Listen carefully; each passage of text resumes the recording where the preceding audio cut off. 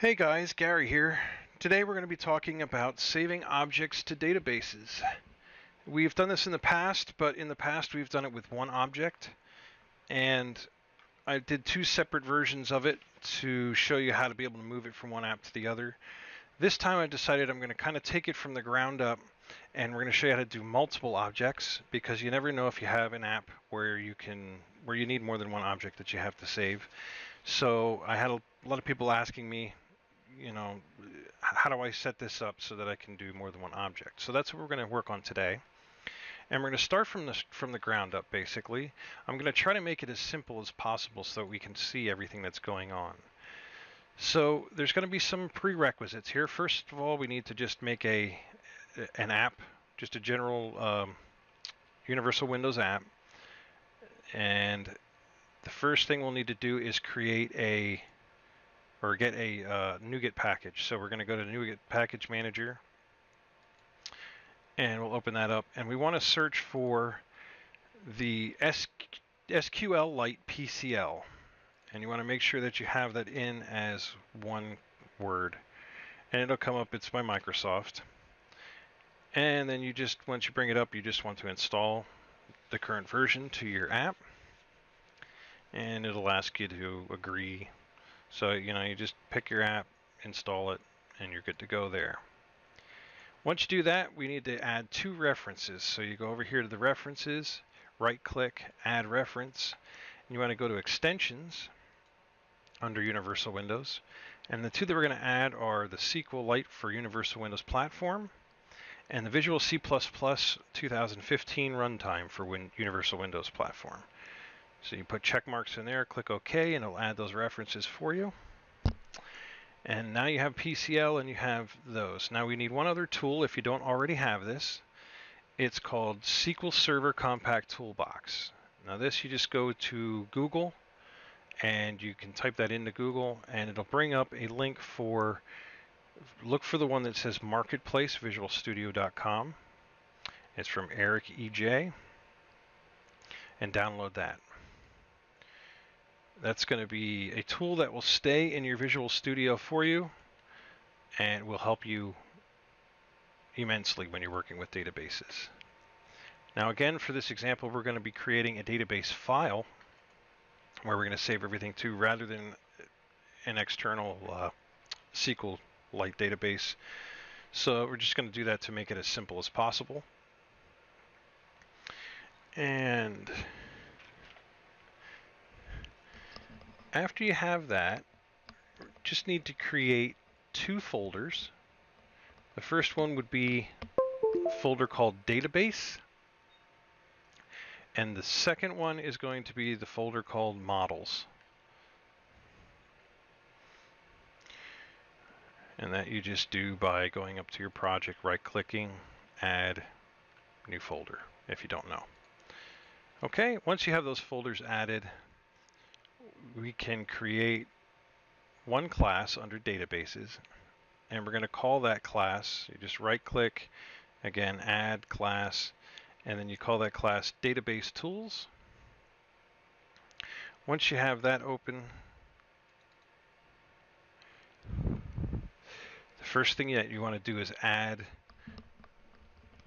a using statement at the top here for SQLite PCL. Then you want to make sure that it's public and static. So just be public static class database tools. And then if you know anything about me, you know that I love to have my regions to divide things down. So I have a few regions here you can create. If you don't know how to do a region, you just use the #R, and it'll bring up region. You just hit tab twice, and then you type in the name of the region. The region is just a holding space for code. And we have these regions that we need to add: declarations, constructors, properties, external methods, and internal methods. And those are the ones in the class. Now if we shrink down the class, we're on the outside of the class, but we're within the namespace. We don't want to go outside the namespace. We want to create one that says database field object class and another one that says instructions. Now the instructions, just to let you know ahead of time, I'm going to kind of leave up to you to set up any way that you feel necessary. These are just the instructions so that when you take this class and you move it into something else, you can use these instructions to whatever instructions you write down for yourself so that you know what you have to copy where, what you have to add where in the app to make it work. Okay, once you have all those, then we want to go to the app.xaml background page actually. And in here you can go to Edit, Outlining, and Collapse to Definition, and it'll collapse everything down like this.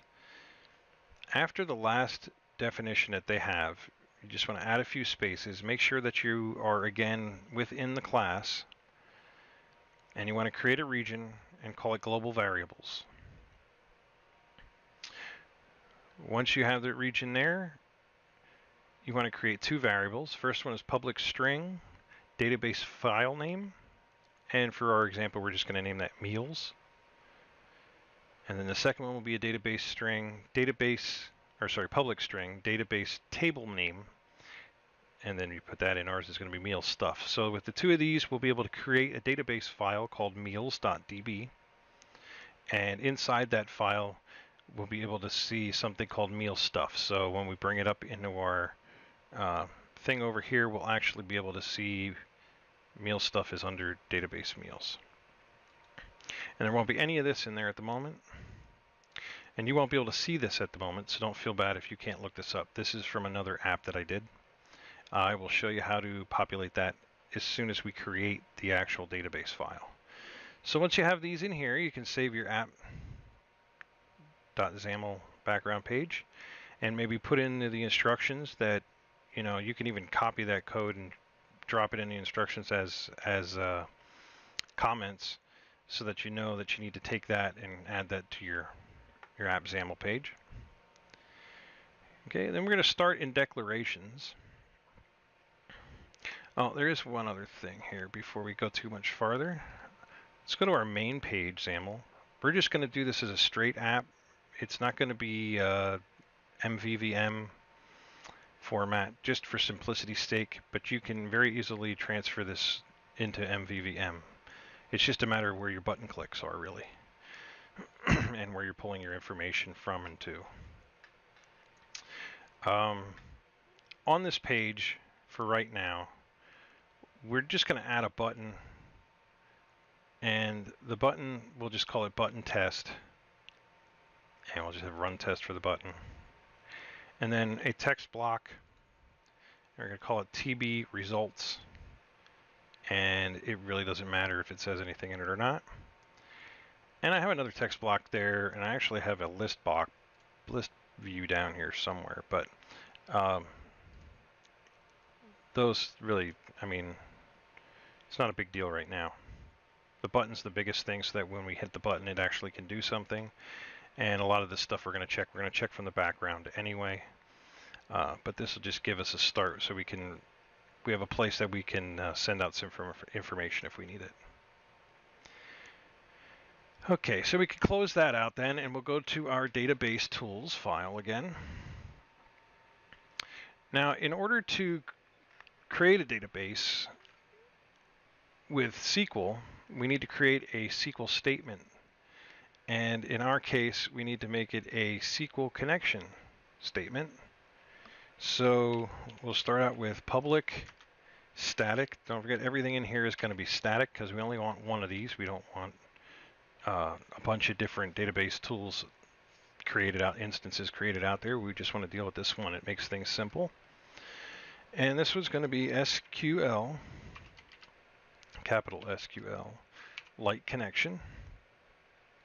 Now, when you first try to type that in, it'll give you squiggly lines because it needs to have, oh no, it won't. We added the PCL, so you should be okay. It should show up. Okay, we're going to call this dbcon, so for database connection, equals new SQLite connection. Now here we would normally just do this and we're done, but we need something in here. and that's going to be the name of our file. So we're going to pull that name from our app XAML background page, and this is how we're going to do that. We're going to put a set of parentheses inside of our parentheses. I'm going to start with app dot current, so that's our current app, as app with a capital A. Then we'll go outside of our single parentheses there, and we'll do a dot, and this is going to be database file name, which is the file name we created in the app file. So space plus space quotation marks .db quotation marks. So now it'll take that name, meals, that we created, and it'll make it meals.db, and it will create a connection for you. Now this just makes it simple so that if you're copying, when you're copying it over, I want to try to make it as absolutely simple outside of this file as possible. So the things that you have to send in here are as simple and easy as possible. So this is really going to do a lot of work for us. So in the app XAML page, if we want to change that name of that folder for whatever reason, or that file for whatever reason, we can go in there and just change the name of the file. We don't have to worry about what name of file it is, what type of file it is. It doesn't matter. Just change the name, and this will take care of that. And that is basically all that we need in our declarations. So far, simple. Now,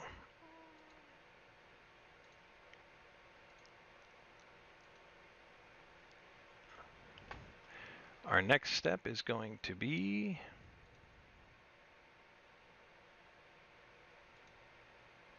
our constructor.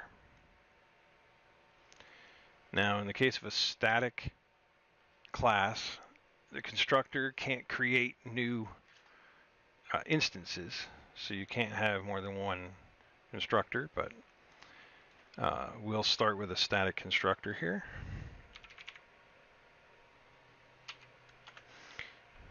Actually, we'll just do CTOR tab, and then instead of public, we're just going to make it static.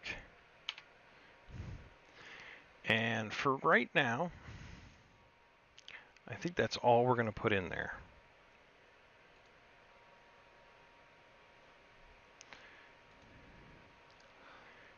Okay. Now, in order to do anything with our database, the first thing we want to do is create the database. So in order to create our database,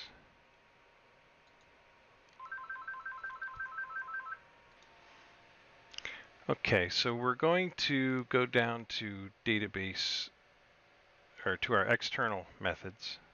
We'll skip over properties at the moment too. And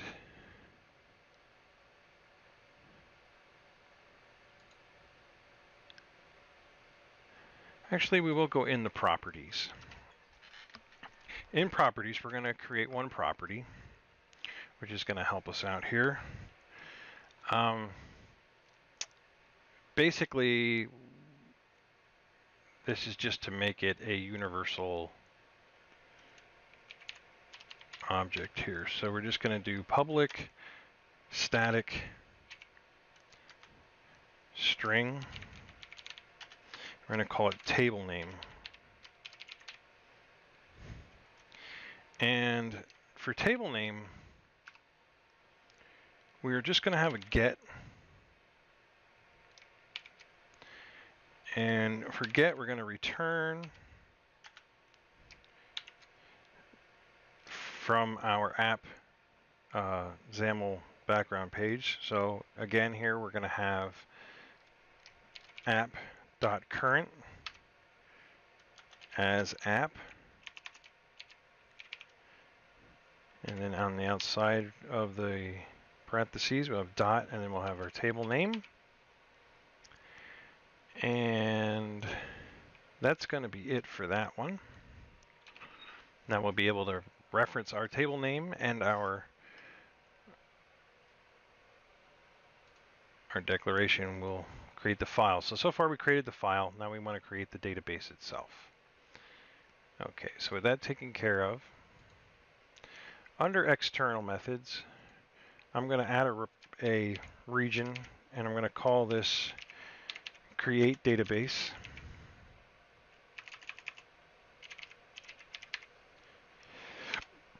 And in here, we'll create a method.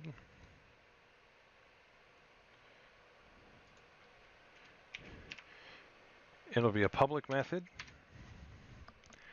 and it'll be a static method.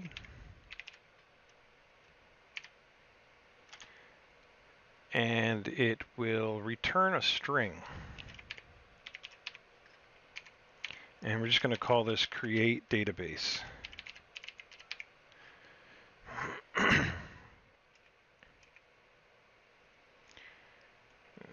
Now inside of our method, we'll start with a string. We'll call this field list.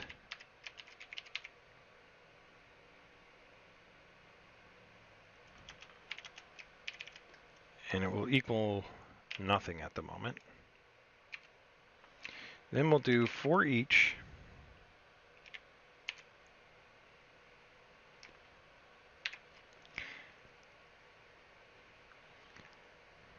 and then we run into a roadblock.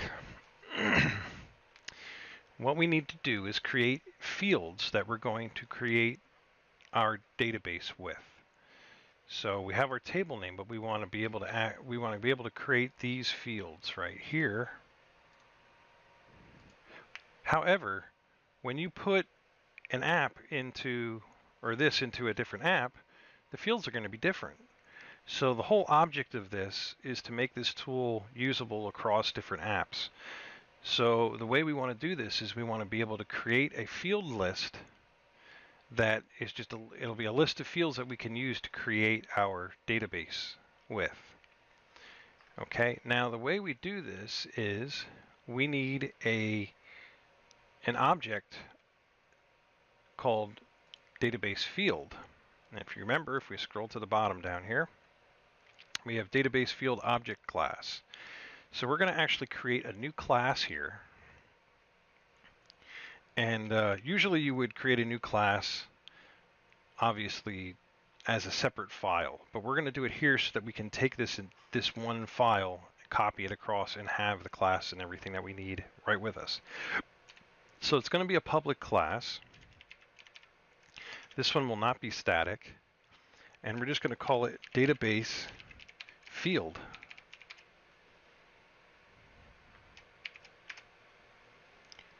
And in here, we're just going to have a few properties. So it's prop tab string tab field name, or sorry, field type is our first one. Enter prop tab string tab field name. Enter, and one more time, prop tab string tab value. And that's it for that class. So we'll just save this. We will shrink the class and shrink the region, so it's out of the way. And now we can continue on a little bit up here.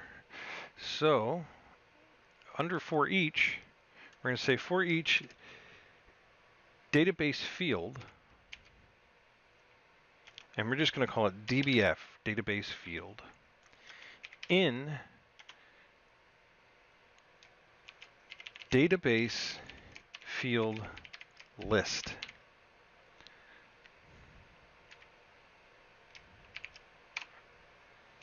Now we have nothing for database field list, so we need to create a database field list. And we are going to do that up in our properties. So we're just going to bounce back up to properties here under where we created our table name. And the next thing we're going to do is create a property, tab static And this one's going to be observable collection of database field.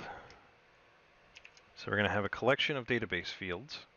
Now you're going to get a red squiggly, so before you go any farther, if you hit Control period, it'll give you the using statement for object model, and that should take care of that for you. Then we go to my property, whoops, and we want to change my property to database field list.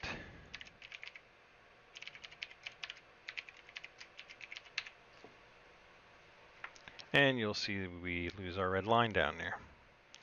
Now this is going to be the end of anything we're going to need in properties, so that's going to get shrunk down.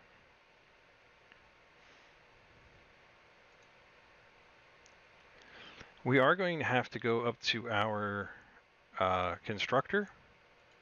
Now that we created that property, we need to instantiate that property. So here we're going to have database field list equals new observable collection database field. And that way, each time this app is used, it creates a new database field list for us that we can work with. But by keeping it static, anywhere we are in the app, we'll be able to refer to that database field list. And we're going to need it quite a few times, I think. So once that's done, your declarations, your constructors, and your properties are all done. So we don't need those anymore. And we can continue along with creating our database. Now, inside of our for each statement, we're going to work with field list, which is the string that we just created here. It's going to equal field list. I know this is going to be a little confusing, just stick with me, plus quotation mark, comma, space, quotation mark, space plus space. Always make sure you have a space on either side of your plus, otherwise it won't work. Then we have our database field, DBF, dot, and we want the field name, space plus space, quotation mark with a space, another quotation mark, space plus space, database field again, dot, this time we want the type, space plus space, quotation mark, space, not null, semicolon. Okay, so for every database field in our database field list, we're going to take that, we're going to make this database field list up here equal whatever's already in the field list. We're going to have comma next to it, and then the field name and the field type separated by a space, and then not null separated by a space also. And that will create that'll help us to create our SQL command that we'll need to create our database. Okay, so after this, now we're going to put this information into the actual SQL statement, the SQL string. So we've got to create our SQL string, so we'll do that with string S, capital S, QL. So it's our string for SQL here, equals string dot format with quotation marks. And just so we don't forget, go to the end and put the semicolon. And then go back into your quotation, or your parentheses, I'm sorry. And inside the parentheses, we want the @ symbol.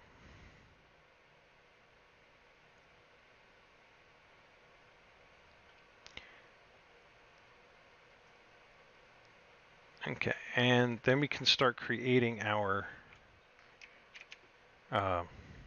statement here. So we're going to need quotation marks. And we will start by, you can use your caps locks if you want. Create table if not exists. Space. And then you want curly brackets with a 0 because that's going to be our first variable we're going to enter in. And just to make this a little easy to read, we'll hit enter and we'll tab our way over here just past. And now we're going to use parentheses again. And inside the parentheses, we're going to have ID space integer. Sorry, integer does not need to be all capitalized there. Okay, space primary, space key, space auto increment,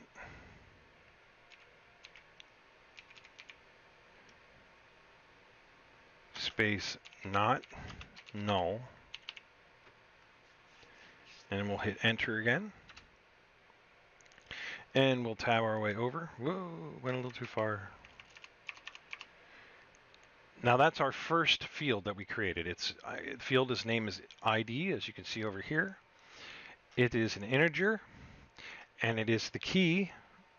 So that's going to be the key for the database, and it's going to auto increment. So we don't have to add anything into there. It'll just automatically count from 0 to whatever. And it can't be null, so it'll always count.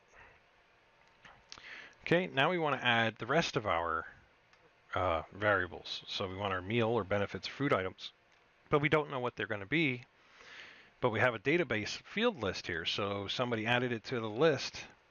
Now we have a list that says we have meal, benefits, and food items, which we'll go over how to do in a minute. And that will go down here, and this will enter this part in. So here we just need another variable. We'll call that 1. And then we want to go on the outside of the first quotation, or the first parenthesis, and we want to add a semicolon, because the semicolon is going to be the end of our statement. So our SQL statement will be everything from the C in create all the way to the semicolon. Now, we go on the outside of our quotation marks, and we have a comma, space, and we need several things for this to work. So the first one that we need is our 0. Our 0 is going to be the name of our table. So we already created that up in our declarations and stuff, or our, I think it was our properties, table name. So that's all we have to enter in here then, table name. Then comma, and then we want the field list to be added in. So we created this little piece of text here for each one of the fields that we add. It'll just iterate through them all, create this text for each one, and it'll add them in a list here. So this will be our field list. So now that will create our SQL string that we need for our statement.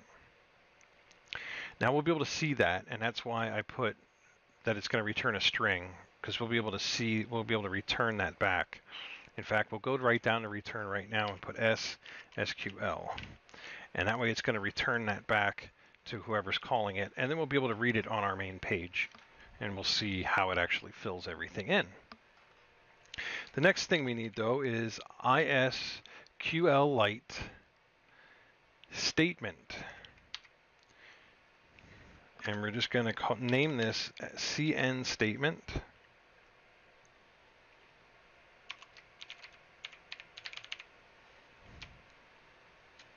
That's going to equal our database connection, so dbcon dot, and we have to prepare the connection. And we're going to pass the connection our SSQL that we just created. And then lastly, CN statement needs to run, so we're going to step through it. And that's it. So it'll go through, it'll create our database, and it will show us what's left. Now, we're going to go back to our main page, the background, into our button test click. And here we're going to take that TB results that we have on our main page, and we have to go to the text field for that. And we're going to equal that to our database tools create database.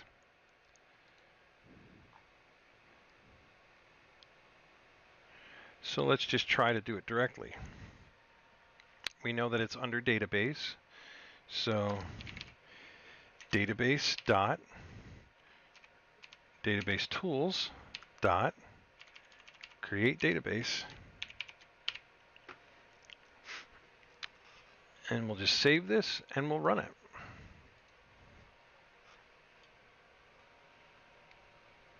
Oh, I missed a semicolon somewhere. That's very important.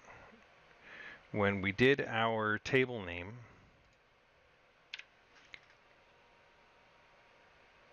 oh, I see, I put a curly, no.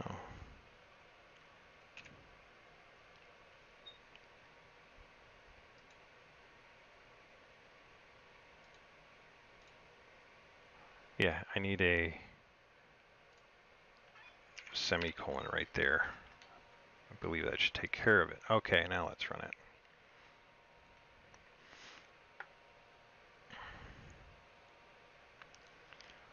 Okay, now when we click Run Test, it should create our database, and it should let us know what our statement was, which, as we can see here, it sort of does. It shows us create table if not exists meal stuff, so we know it's going to create the table meal stuff. It's going to have an integer primary key, but it has nothing else after it. Okay, well, that's okay. That's just because what we wrote so far has everything except for actual field names. So we have our database field object, but we never created any instances of that object that have any information in them, like the type that it needs or the name. And actually, you know, the 3 items that you're going to need to create the table, you only need 2. You need the type and the name.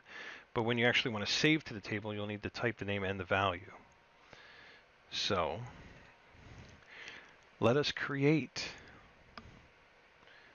And the quickest way I can think of is probably through some sample data here.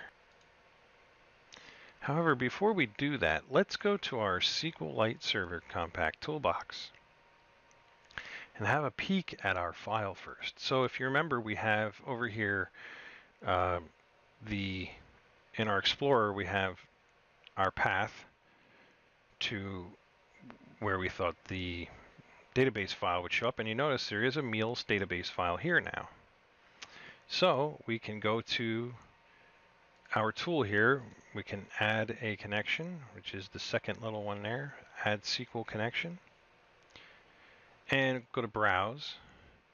And under browse, we just browse right to users, the username of whoever's using it, app data, local, packages. And in our packages section here, don't forget we need to have that package number. So we can actually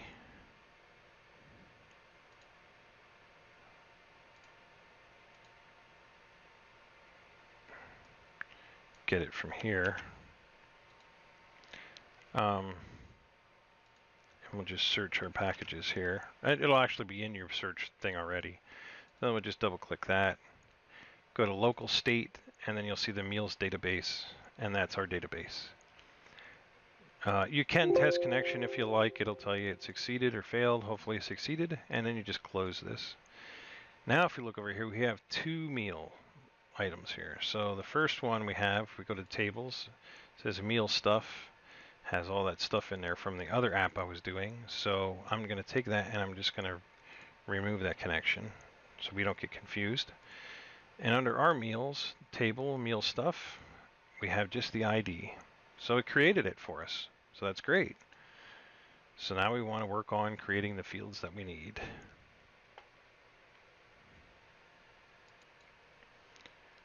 Okay, since we don't know what the app we're working on presently is going to use for the data for the fields, we're actually not going to set them up right away.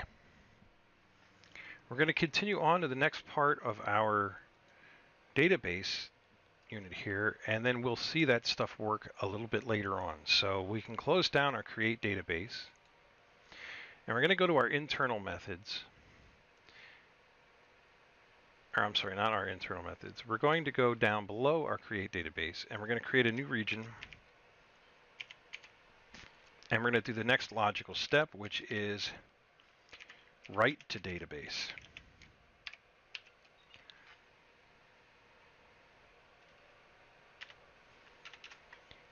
And under here, we have a few things that we need to do when we don't know what the fields are that are being sent or written. And that stuff's all going to be called from outside this class. So we need to make it so that in our earlier examples that we used on other videos, we knew up front what was going to be saved. It was one object, so we just had to name an object and have it entered in. This one, we don't have any idea how many fields are going to be. We don't have any idea what kind of field it's going to be, what kind of object or model it's going to be. In fact, we don't even have any models created yet. So we'll start by creating a public static method.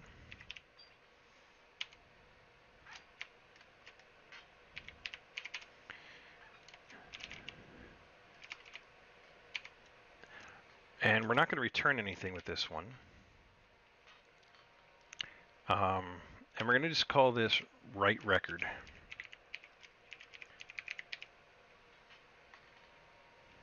Could be called a couple different things. Just for our example, we'll leave it like that. We're going to need a few strings here. So we'll start with a string called field list. And we'll make sure that equals nothing. And then we'll have a string called field values.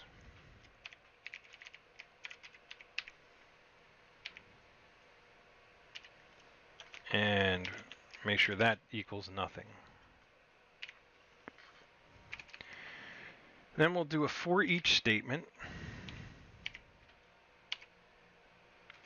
And for our for each statement, we're going to start with a database field. So for each database field, and we'll call this dbf again, inside of our database field list. So now we're going to iterate through our fields again on their list. This is the same list that we used earlier. The list can be changed, but there won't be more than one. There'll always be one. And since we're not returning anything, I'm going to get rid of that return there, save some errors. Okay, inside of our for each then, we just want to make sure that our field value and our field list actually have something in them before we continue on. So if field list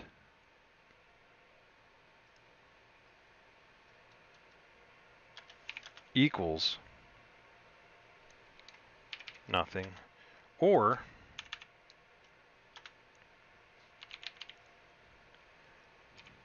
field values equals nothing,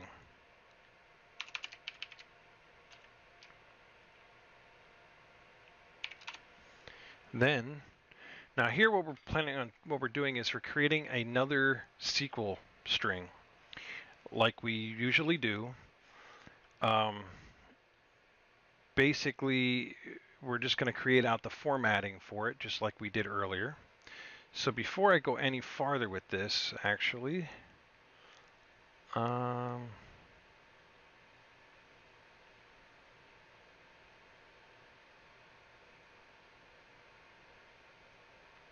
I knew I forgot something.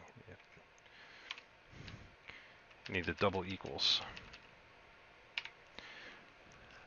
Okay, outside of our for loop down here, let's just show what we're building. So we need a string down here, and this is going to be our SSQL again. So this is our SQL string equals string.format, and here again we'll just put our semicolon at the end so we don't forget it. At symbol, quotation marks, and inside our quotation marks we'll have insert into, and we'll have these little box bracket, curly bracket 0, curly bracket, box bracket. Then we'll have parenthesis, curly bracket 1, curly bracket, parenthesis, space, values,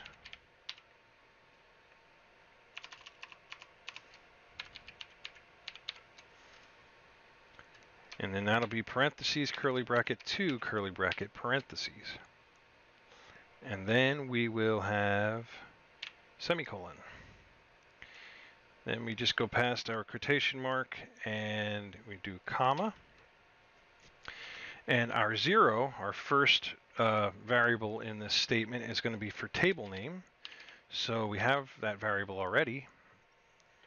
So do table name, comma. Then the next one we're going to need is field list. That's our list that we're going to create up top here. So we will do field list, comma, and then the last one we will have is our field values. So that'll take care of all of our variables here. And this is the string we're trying to build. So just to give an example here, let's say that we have an object that has a field of name and a value of Bob. Then this would read insert into the table name, which is here. What was it? Meal stuff. So insert into meal stuff a field by the name of name with a value of Bob. Okay, the only thing is they may have more than one. So when you create this field, you have the table name is always going to be 1. But inside of here, you can have as many of these as you want, but they have to be separated by a comma. And here you can have as many as you want, and they have to be separated by a comma. They also have to have some brackets around some of them. So that's what we're going to build up here. We're going to build out what it should look like. So if field list doesn't have anything there, that means it's going to be the very first field that we're creating. So we don't want a comma before it.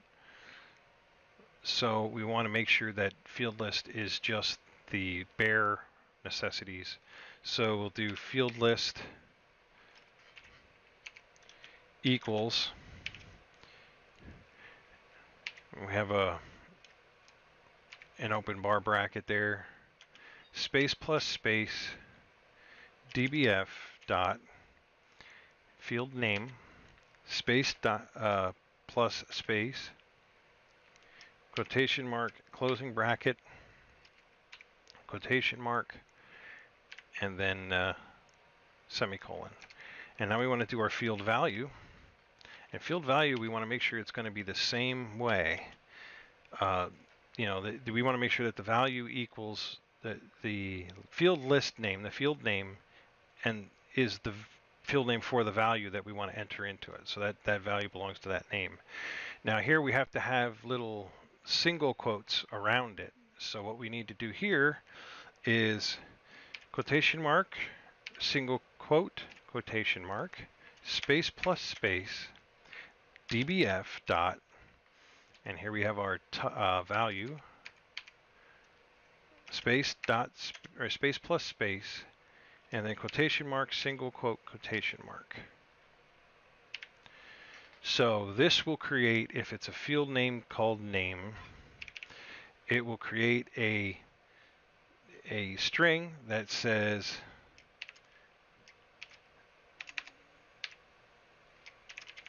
name, and then it'll have a space,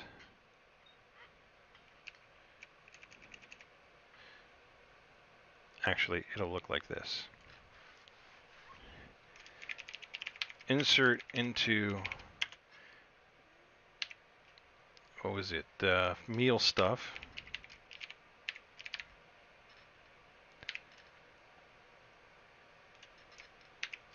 And then it will be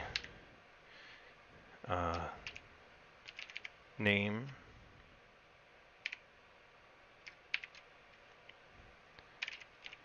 values,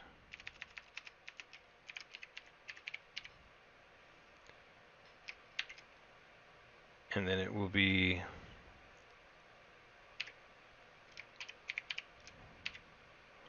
Bob. Okay, and that'll be the completed SQL string that we're looking for. Now, if we just do, one name with a value of Bob, they're only going to have one value because that value is going to be an object. So whatever the object is, so this should actually be Bob object. And you'll understand that in a little bit how we set it up. But this is so that we can save objects to the database, not strings or anything else. So this is how we're setting it up for the object that we're going to save in there. So, the name is Bob object, okay? But now, if we want to add other objects in here, then you would have to have comma, your thing, and this would be maybe address. Now, obviously, these would be objects, not just strings like this, but anyway. And then here you'd have to have comma, your two quotes, and then whatever, whatever in there. Okay, so that's what we're trying to create here. So the first one we have here doesn't have any commas or anything, but if it's not empty, if it already has something on it, then we want to add to it, and we don't want to destroy what's already there, and we want to add those commas that are so important. So here, field list is going to equal field list space plus space. So we're just going to concatenate it onto the end here. Quotation mark, comma, beginning bracket, and then quotation mark, space plus space, dbf dot, and we'll start with the name again, space plus space, Lee, you can't talk today, quote, closing bracket, and then the same thing for field value. Field values equals field values, whatever's there already, space plus space, we're adding it on to the end of there, and then we need quotes, comma, and then our single quote, space plus space, and then we need our dbf value, space plus space, and then our closing quote, like that. So that will create our statement for down here. Now, once again, we just have one thing left we need to do, and that is dbcon.prepare. So we're going to do this all in one thing for this one. SQL.step, and that'll step through that for us. So now that writes our database with our field names.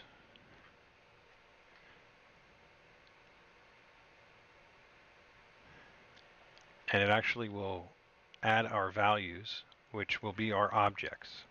So in this case, if we have an object of meal that contains all the nutritional values of your meal, or what was included in a meal, or whatever that object is, we have that object, and that object is going to be converted and put into our database field list, and then that value is going to be saved into our database here. It's actually saved to the database as a string, but none of that's done here. This already has our database list that it'll use off of the main list that we created under our properties. Right here, our database field list. So we just need to populate that with the correct things. Okay, so in order to populate that with the correct things, alongside of this, or just below it, I should say, we're going to create another little method here, and we'll make it public. And it's also going to be static. And this is going to return a database field. And this is going to be insert object into field. Now here, we don't know what type of object it's going to be, so we want to pass an object in, so we use the greater than and less than symbols, and we'll just call this my object type. Okay, so we don't know what kind of object it's going to get sent in, but they're going to send in and tell us. And then we're going to need input here, so we want an input of the object they're going to send us, which is going to be of type, my object type. So whatever type they send in, that's the type it's going to be. And we're just going to call that my object. And then we need one other thing. We need a database field to work with. So it's going to send us a database field. We're going to append it, and we're going to send that database field back to them with the object built into it. So we're just going to call this field. And then in our function here, this actually isn't too difficult, really. We're going to take a string of my object string, and it's going to equal convert object to string. Now that's going to come up with a red line, and it's not going to allow you to do anything with that. Control period isn't going to help, because that's the name of a internal method that we're going to create. But I do know this: when we use that method, it's going to take an object and it's going to convert it to a string, but it needs to know what type of object it is in order to convert it, so that later on when you go to convert it from the string to an object again, it will know what kind of an object that it needs to be converted to. And it's actually not just a regular string, it's going to convert it to JSON string. So JSON is, if you're not familiar, it's like XML. It allows for division of the different categories and the fields and stuff like that, all built into a string. So anyway, here we're just going to pass my object type, so it knows what type of object, and then we're going to pass the object itself. So we just want my object. Now before we go and build that, we only have 2 lines to go, so I want to just get those taken care of here. So we have field dot value is going to equal my object string. So now whatever field they sent to us that has the name, the type, and the value in it, the value is now equal to the string that was returned to us. So it converted our object to a string, returned that string to us under my object string, and it just assigned it to the value field of the field. And then we just want to return the field. Okay, so that's done, with the exception of this here. So now we're just going to want to make this. So what we're going to do is hop down to our internal methods. So under internal methods, we're going to create a region, and we're going to call this convert object to JSON string. I know that's kind of obvious, but when you have the regions closed down, it makes it a lot simpler, and that you know what you're looking into then. So this is going to be a private method.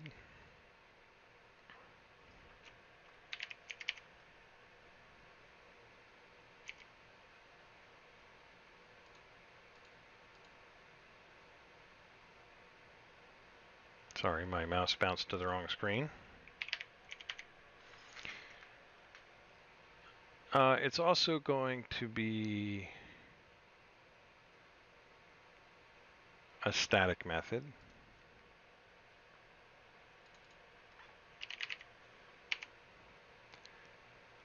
And it will return a string. And of course our method name is going to be convert object to string. Now our red line should disappear. If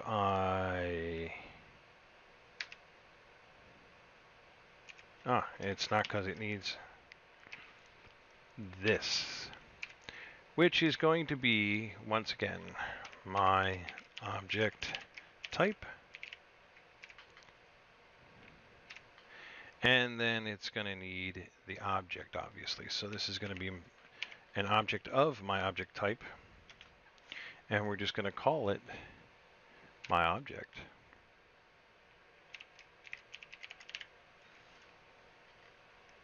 Pretty self-explanatory, I think. All right, we're going to start with a string. We're going to call it content. And it's going to equal string.empty.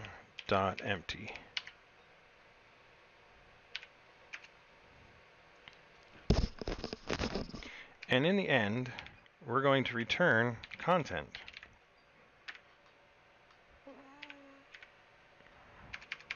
So it's what we do in the middle that counts. Okay, so we're starting out with an object that we need to turn into a string. So what we're going to do is we're going to create a JSON string here. So variable JS equals a new. Now this gets a little confusing here. So it's data contract JSON serializer.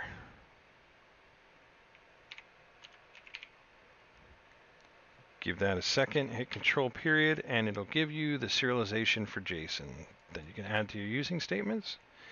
And it'll stay red for a moment, just till we put in what we're going to do here. So we're going to tell it what type. So we need type of, and then my object type. We'll tell it what type. So now it knows what type of object to create and convert into a JSON string. Okay, next one we have is variable ms is going to equal a new memory stream. Give that a second. I think we can even do that.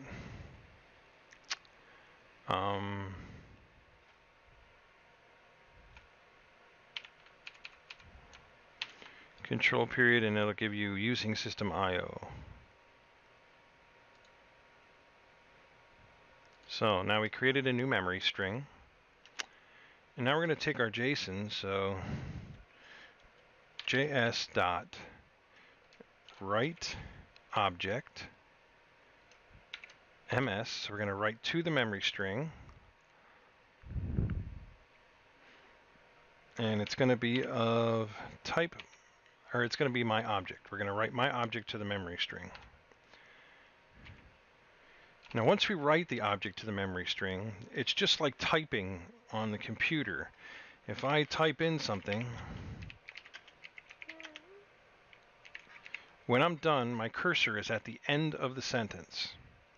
What we want to do is take our cursor and put it back over at the beginning of the sentence, so that when we read it, we read from the beginning and not trying to read it from the end. So the way we do this is we just take our memory stream dot position, and we make it 0.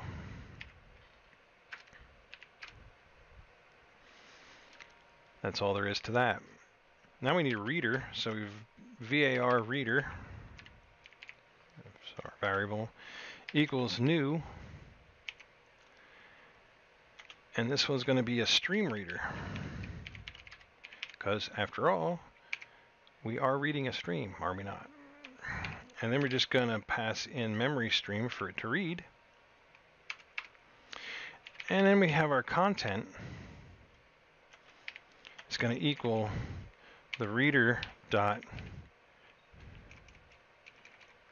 read to end.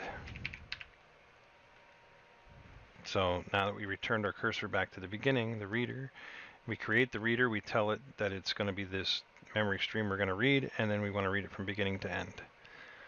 So there we know there's no divisions or anything like that. And then we just return that content, and that gives us the string that we need. Now if you look up at our object that we're working on up here, you'll notice that nothing is read anymore, because now we bring in an object, we convert that object to a JSON string, we add that string to our value field, and then we return back the field with the value in it.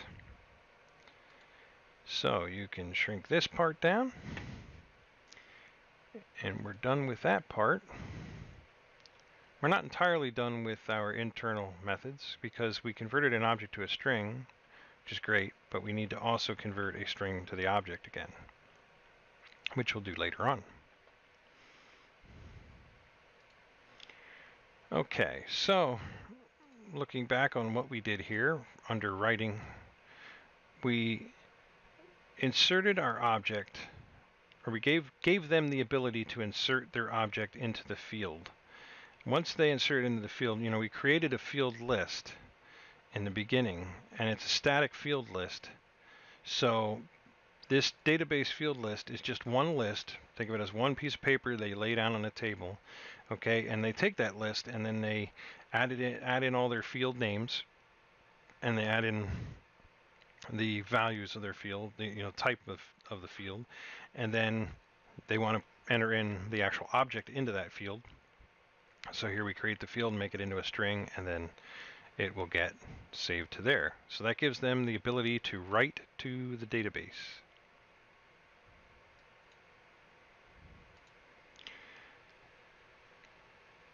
So let's see.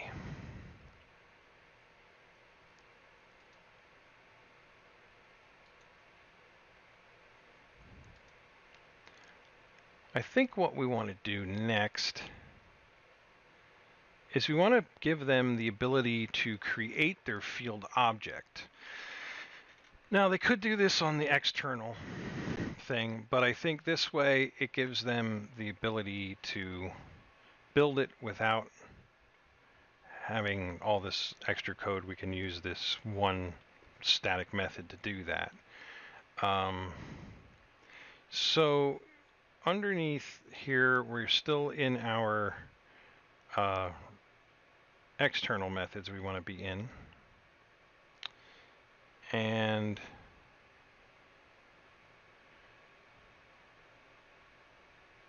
we're done with writing the database, so we're going to create a new region, and we'll call this region build field objects. Okay, and this is going to be a public method. It's going to be static.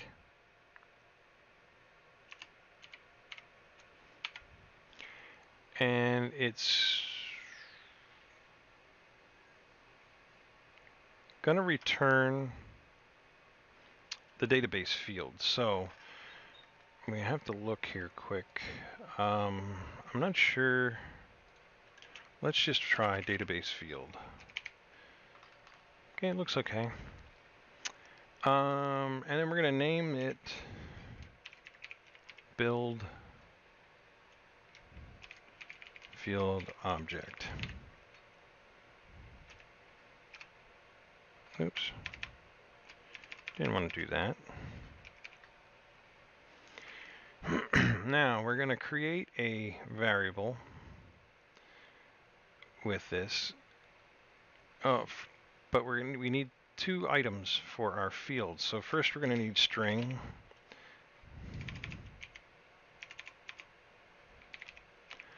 And we'll just call this TP for type. And then we need another string. And we'll just make that one name. And then we need a variable. And we're going to call that variable myField. And it's going to equal a new database field.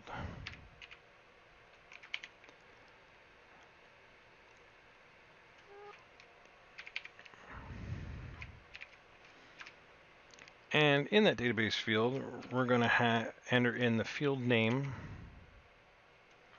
equals name,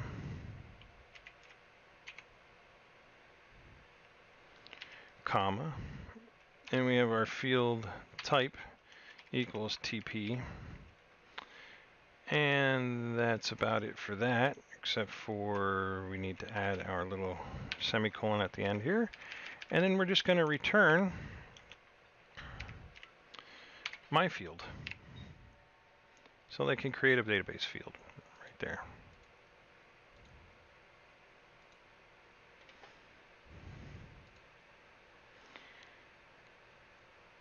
Now that they can create a database field object, we want them to be able to create the field list. So that's going to work very similar. And we'll actually throw it right in that same thing here, I think. It's another public method. It's also static. And it's not going to return anything. The reason it's not going to return anything is because the database field list, exists already on this database tools class. So we don't need to return it back to the calling method. They just need to call us and let us know, all right, we need to build our list, and it'll build the list and save it right to the list that's there. And by building list, I mean we're going to put our objects into our list. So they already built the field objects, and we're just going to take those, we're going to add the objects, and then we're going to put it in our list. So this is how this is what this is going to need here. We're going to call this field list builder. And we have to pass in the object type again. So we need my object type.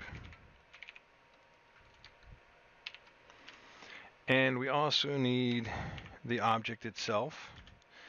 So it's going to be field object of whatever type they send us. And we need a string that's the field name. And then we could start building. So first we just need a variable. We'll call it field. And that'll equal a new database field.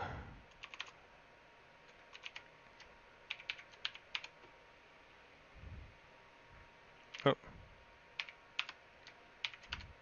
I'm gonna add a little more to that one. All right, now here we have our field name.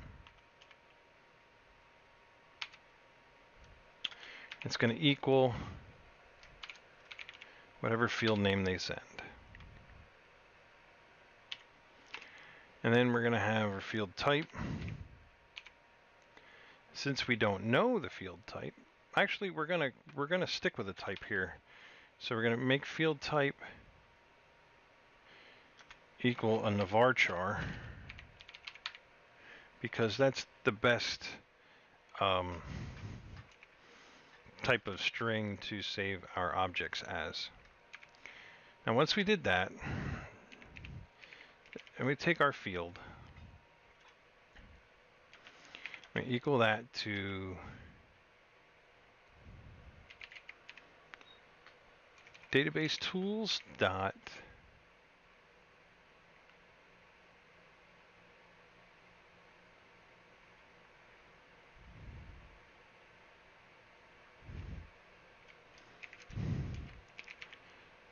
insert object into field. And we pass my object type, and we pass our field object.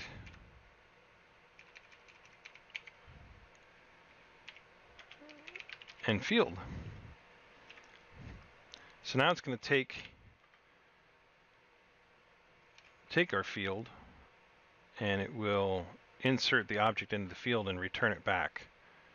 Okay, then we just go, I don't know if we actually need database tools for this. I think we might, but let's see. Database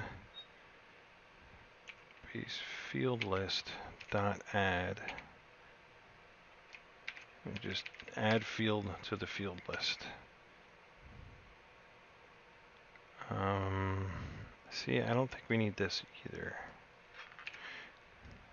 No, doesn't look that way because we're already in database tools. Okay, and then we're just going to return, we're not going to return anything, so I can get rid of this. And that takes care of our errors. Okay, so with Field List Builder, they can send in a field name, they can send in a field object, and then they can add that to our field list.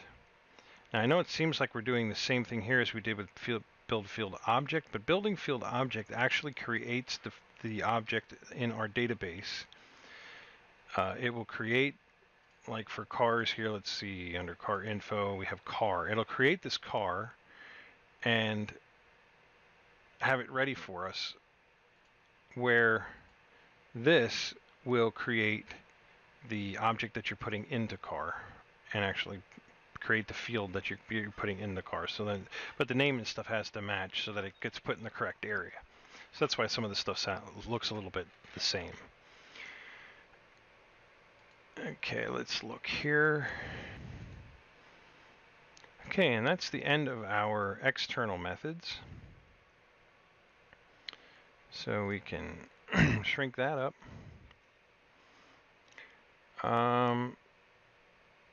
Actually, I think I'm missing one yet. Oh, we are missing one. I'm sorry. So we need to go back into external methods. We've got one more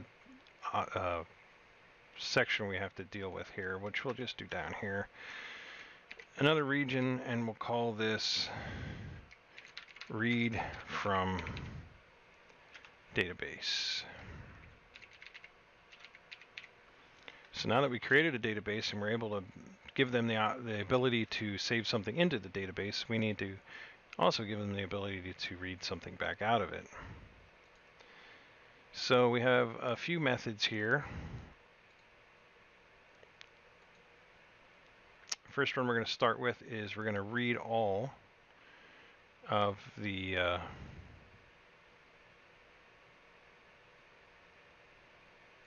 records. So under read from database, we're going to do a public method. It's going to be static. And this one's going to be an observable collection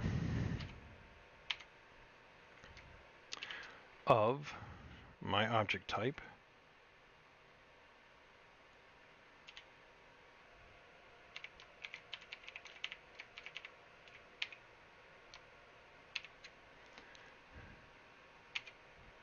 It's going to be called return all records.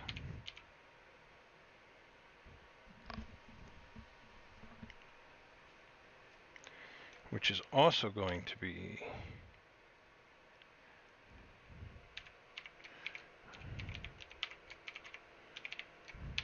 passing in my object type. So it's going to return an observable collection of whatever object type. And so that's going to be all of our objects that it's going to read out of the database. So then we need to input a string for field name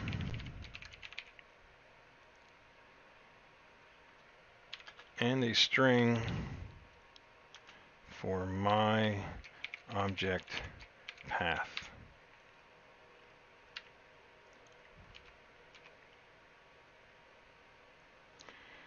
Okay, the first thing we're going to create is a variable. We're going to call my object list. It's going to equal a new observable collection of my object type. And of course, you know, that's what we're going to return, so we can put that right there. Oop. My object list. Now we need to do a few things with this. So we're going to start with a string. And this will be called my object string. Some of this should sound familiar because this is the same way that we converted our object to a string. Now we're going to have to get it back out. So then we're going to do a string. Oops. And this is going to be our SQL Server string. So it's going to equal string dot format.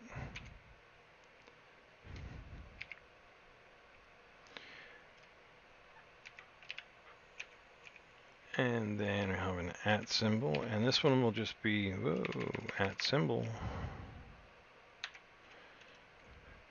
And this one will be select star. So we want everything from curly bracket 0 curly bracket semicolon quotation mark. And it's comma, and we'll just use table name. So it's a good thing we had that ready, right? Okay, and then we do our ISQL statement. We'll call it SN statement. And we will say it equals dbcon dot prepare SSQL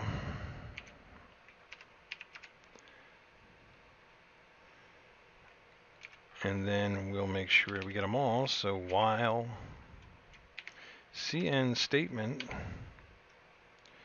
dot step equals SQL result dot row. So while the results that it's getting back from step, while it's stepping through, if it includes another row, then we'll keep going. If it doesn't, then we'll stop. And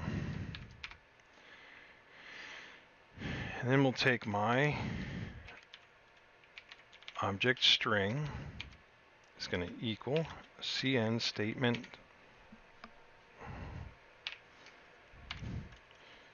field name dot toString.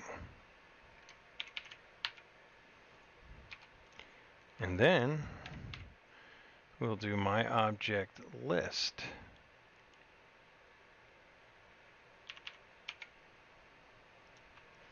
dot add. And here's where we're going to take our object list. We're going to take all of these strings as they come through, and each one of them we're going to convert back to an object and then add it to the list. So we need convert string to object. You need to pass along what object type it is. You need to pass in the object string to convert. And we need to pass in my object path.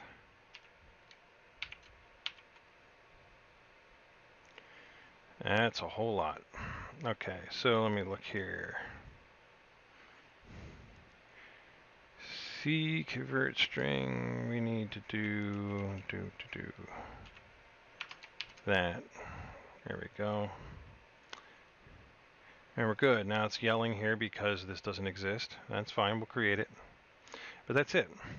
So we will pull our objects out of the database. they'll come through as a bunch of strings. So each string that it pulls from the whatever field name we're looking for, it will convert to an object and it'll add it to our object list. So with that taken care of, we need to go to our internal methods once again, and we need to create a new region here. And this one is going to be obviously convert string to object.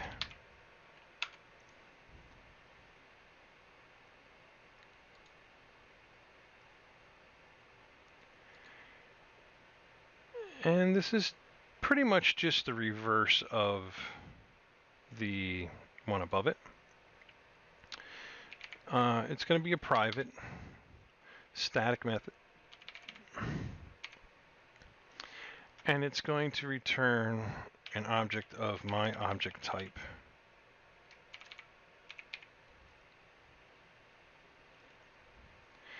And we'll call it, oops.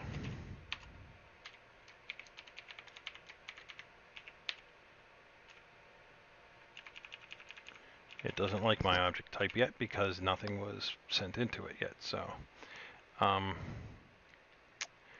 we're just going to call this convert string to object. And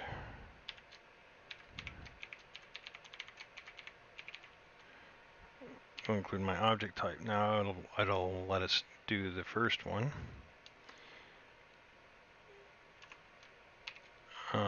And then we need to pass in the string that we want to convert. We'll just call it my object string so that it can be tracked all the way through here. And we'll also need a string called my object path. And we'll explain that a little later. Okay, so first we're going to create an object of my object type.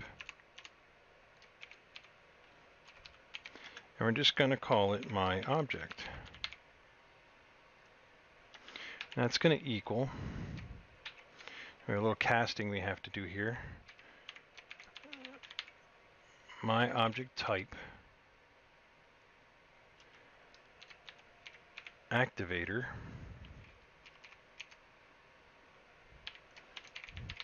create instance.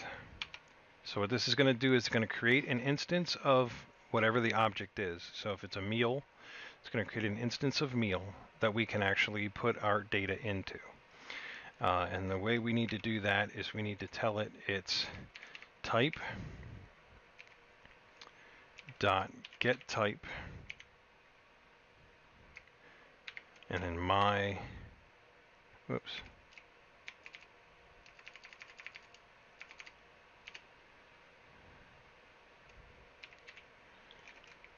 object path. Okay, so it's going to use the path to get the correct object type. So now it's created an object, and we're going to return that object, so might as well put that right there. Yeah. But right now it's blank, so we need to put something in it. So we start with var JS for JavaScript. We're going to create a new JavaScript thing. And this time it's going to be data contract serializer, JSON serializer, data contract JSON serializer. And it's going to be of type of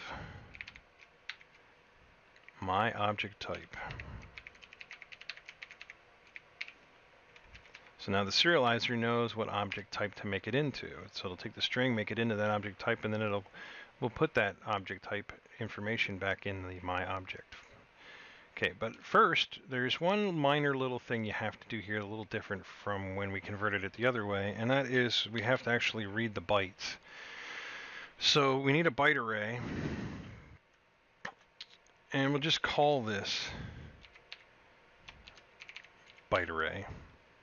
won't make it anything to, and we need to tell it what the encoding is. So there's several that you can choose from, but for this thing here, it's going to be UTF-8 get bytes of my object string. Okay, so that will actually reconstruct the string back into bytes that can be put into the object.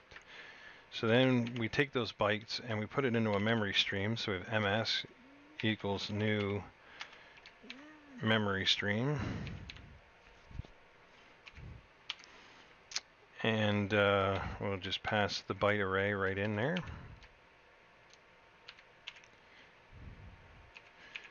So now the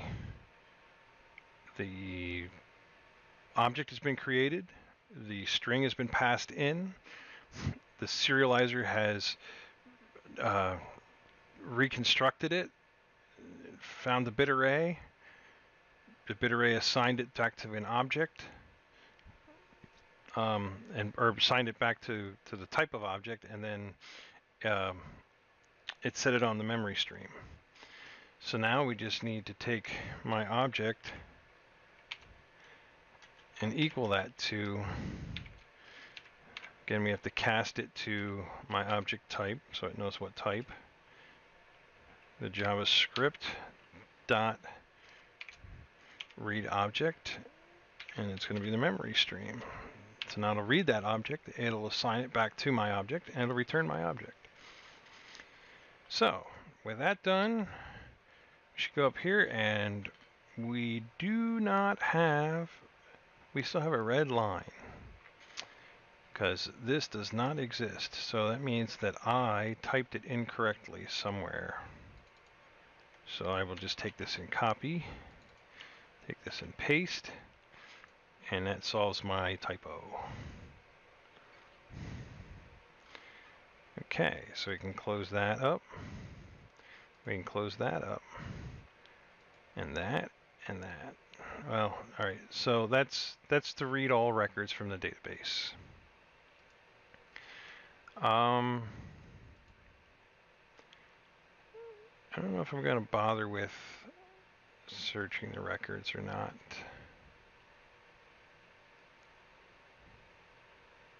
You know what, we're this far. I know it's an hour and a half already. But let's write it real quick, okay? Then we can get on to the main page and see what all this does that we've been doing. So this is going to be a public method. It is also going to be static, and it is going to return my object type, and we're going to call it search records.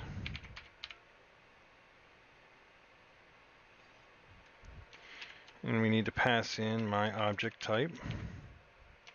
Again, this is all because we have no idea what type of object they're going to be sending in, how many of them they're going to be sending in, you know, what's involved with it. So we need to actually ask for that information when it comes in. Okay, and then we start with a string, and it's called field name. And then we have another string that's called my object path. And we need another string. And this is going to be the field we want to search, so field to search. And one last string. It's just search string. So this is the actual string of characters that you're going to search for. All right, we'll start by creating a string, and this will be my object string.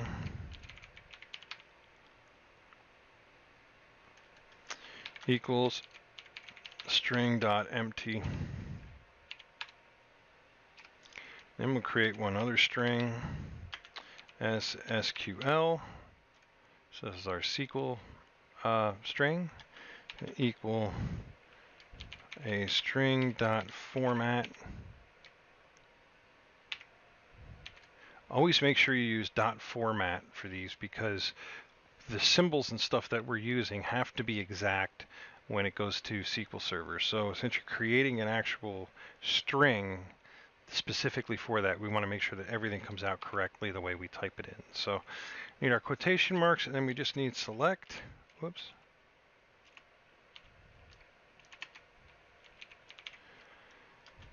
star from. Now there are other ways you can do this without actually, you can actually use the search methods and stuff of the SQL database to perform this, but just doing this way for simplicity. So here we need our table name again.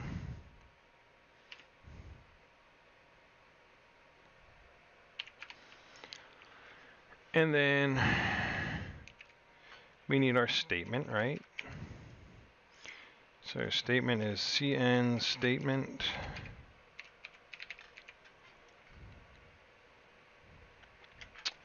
equals dbcon dot prepare as SQL. Then we're not going to go right to the step yet. What we're going to do with the step is something just a little bit different. While we step through, so while cn statement dot step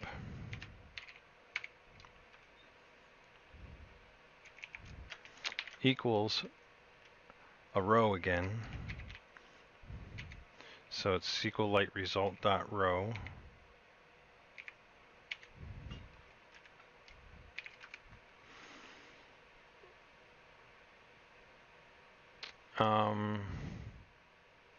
We're going to do a few things. So we'll take my object string, equal it to cn statement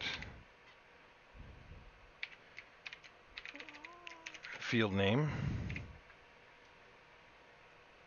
dot toString.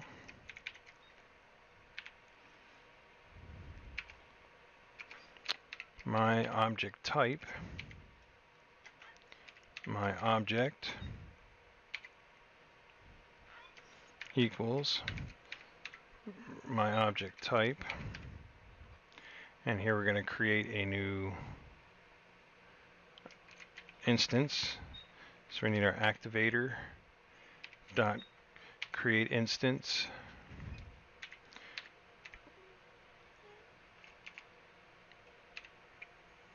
type dot get type, my object path, and we have my object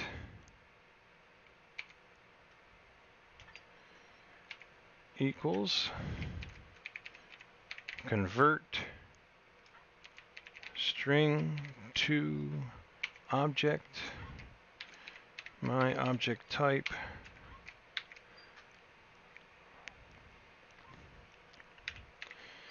my object string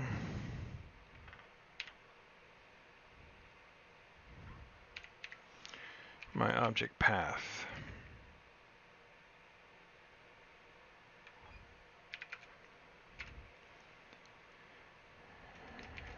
And we're going to set up some property info.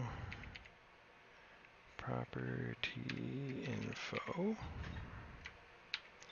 which is going to require reflection. So property info prop, we'll call it, for lack of a better name. I know that's a shortcut, but it'll work for a thing here.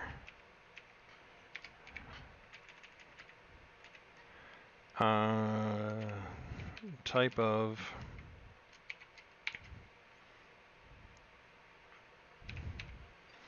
my object type dot get property field to search. So now it's going to get the field from that. It's going to get the field we want to search from the current row of database files. Now, if prop dot get value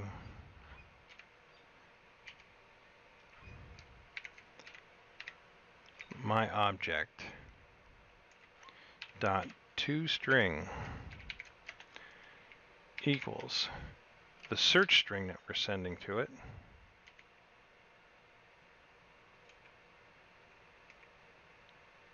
oh, I'm sorry, I've made this search up here. It should be search string. Okay. There we go. If it equals search string, then we will return the object. Now granted, this particular method is only going to return the very first object that it finds that equals that string. So if you're looking for more than one, you're going to have to, rearrange this a little bit and make it work a little bit better.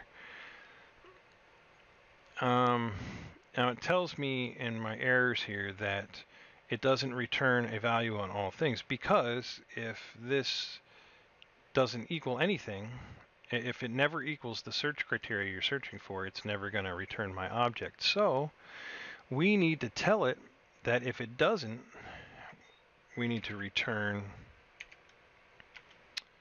an object, because you can't just return nothing. It won't understand that. That's a null, and then you'll have a null error. So we'll use my object type, and we'll cast activator again. And we'll create an instance, type dot get type my object path, just like we did above. So basically this just creates a new object that's blank.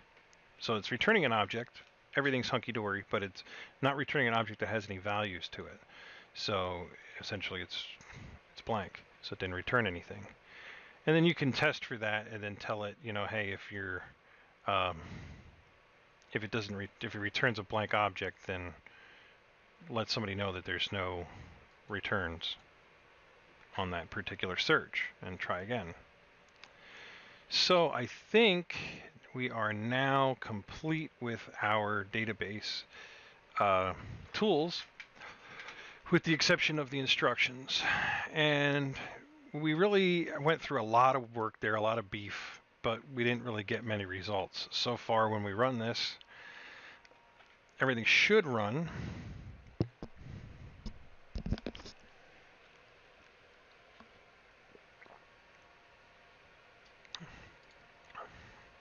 As you see, it runs, but it still doesn't have any information because the calling page never sent it any information yet. But that's actually good, because if it runs without any information being sent to it, then it should run fine when the information is sent to it also. So you don't have to worry about if someone screws up. So for right now, we're just going to close our database tools. And I just have some extra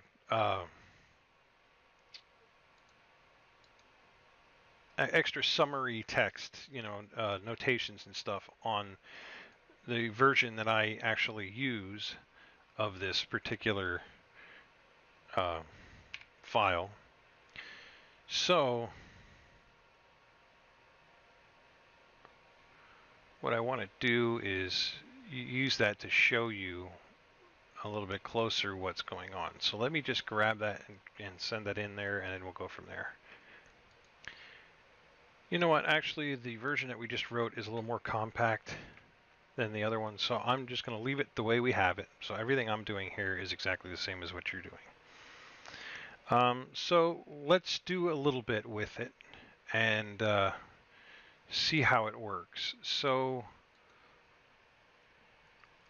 forgive me a little bit here, because the app that I developed using this is not set up the same way as the app we're actually using. It's actually an MVM app, and there are different pages that it uses for certain things. So So this is just going to work slightly different.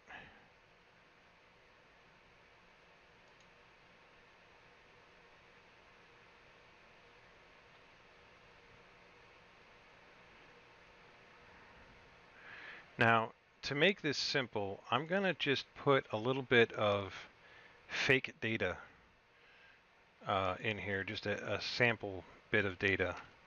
So in your app, what you're going to want to do is actually have, you're actually going to have some kind of input that's put in by somebody on a page, and then maybe it goes to your view model if you're doing MVVM, or your code behind page if this is the case. And then from there you'll be able to build your objects and stuff. For what I'm going to do here, I just want to show how this works real quick. I'm just going to dump this on here,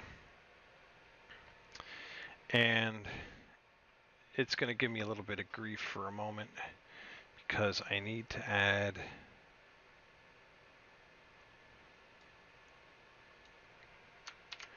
some declarations. So I don't want you to get confused as to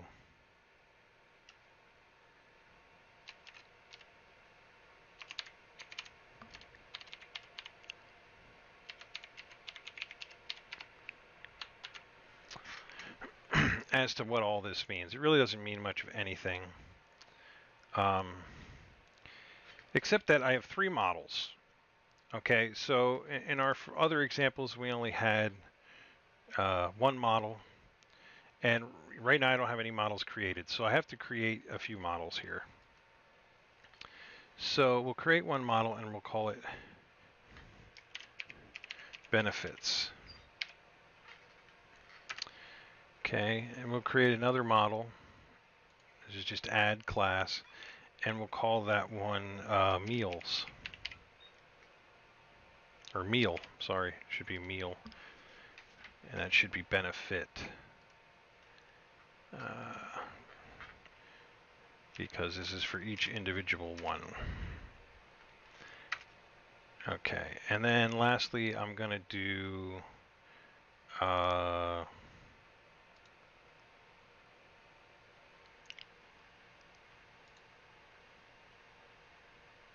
I'll do food item.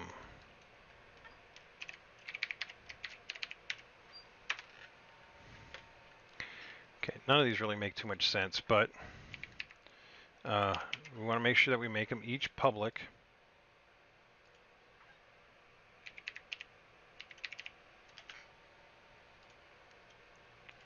Now, obviously, this would be your classes for whatever you're creating in your app.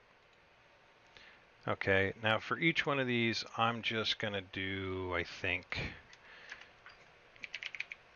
a property of string name. I think that's good enough. Just one's fine.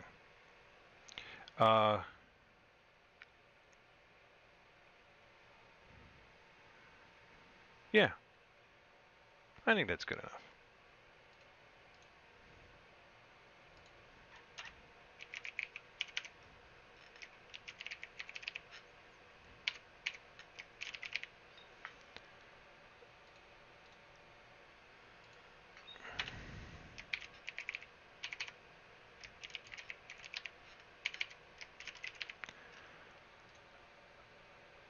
Simple, quick, and easy. Okay. Now in here, I'm going to create some models, and I created 3 models: my meal, benefit, and food item. And then for my sample data, I just create a new one of each item. And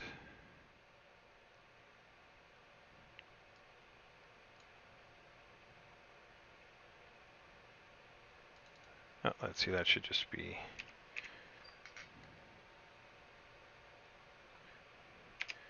ML for meal. Okay.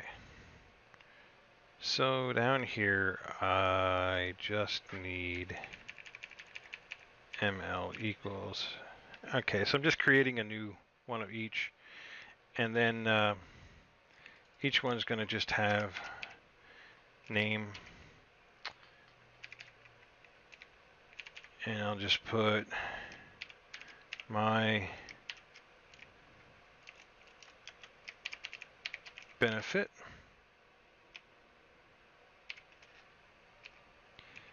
And we don't need this one. Okay, we're just going to try to make this. Actually, I have it right there. I have the name. So benefit name is benefit number 1. FI name is banana, and we need ml dot name equals food. We ate food for a meal. Okay. So now we have 3 objects that, let's say, we created in our app through whatever. we took the text boxes from our fields that are on our main page, and we inserted them in as the names for these 3 items, let's say. Okay? And however you do that is up to you. However you want to construct your objects is up to you. It's up to your wildest imagination. As long as they're objects and as long as they conform to the platform of these particular objects, everything else will work fine. Okay, so then in our button click, let me see if there's anything else we need to do here first. I think we have to...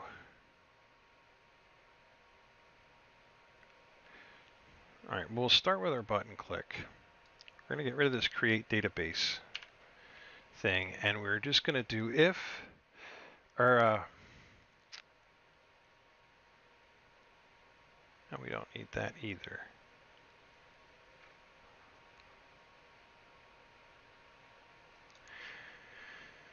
Okay, so the first thing we need to do is run our sample data so it builds those objects for us and populates them. Once we do that, then we can run our write-db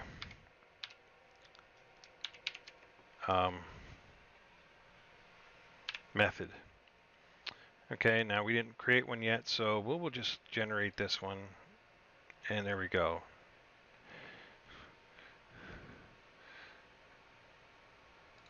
Now, when we go to write our database, from here we need to come up with certain information that the system's going to need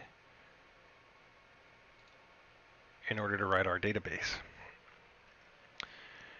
And we'll do it like this.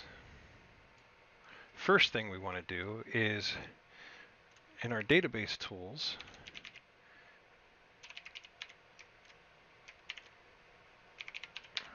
you'll notice we don't have access to yet. Control period.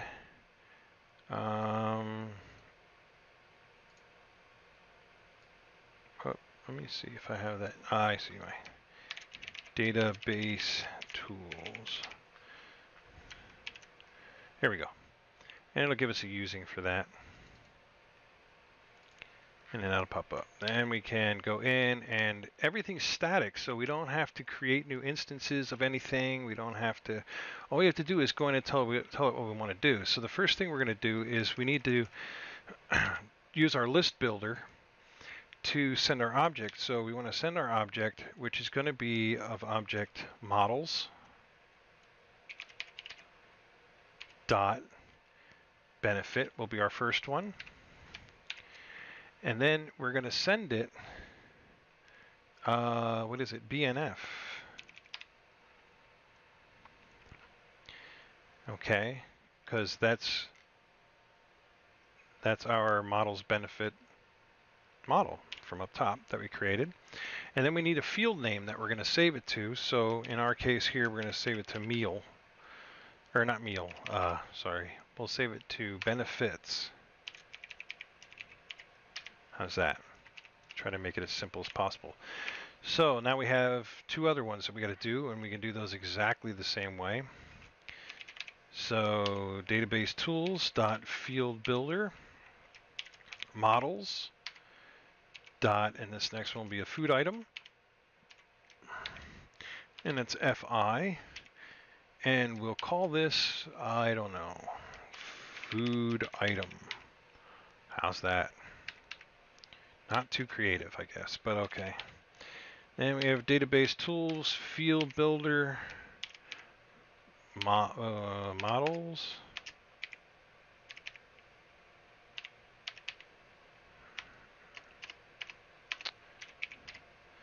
There we go. Models, meal,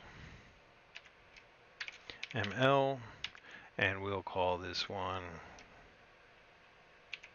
meal.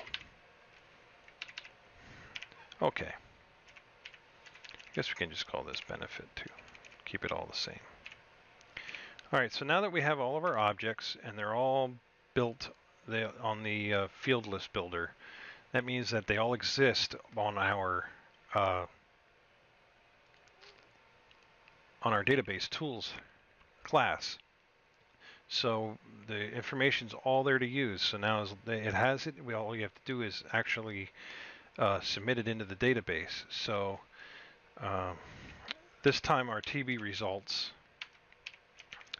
dot text will equal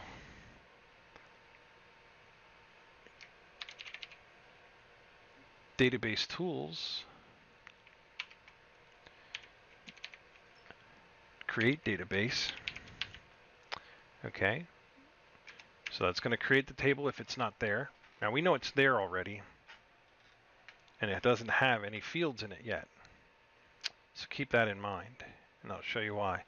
So that will just give us back our result like it did before.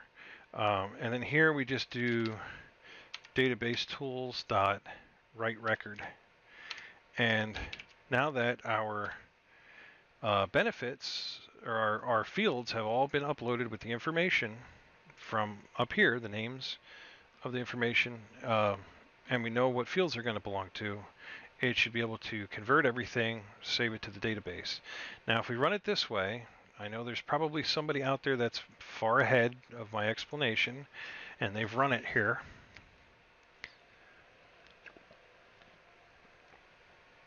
You're going to find that you're not going to be a happy camper when you press that button.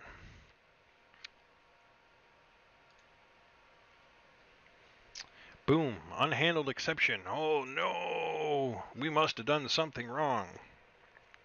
Well, we did. We already created the database, and the database is not equaling up to this. Because the database exists, it won't create a new one, and then it'll try to take the fields that we created and try to enter the fields into this database.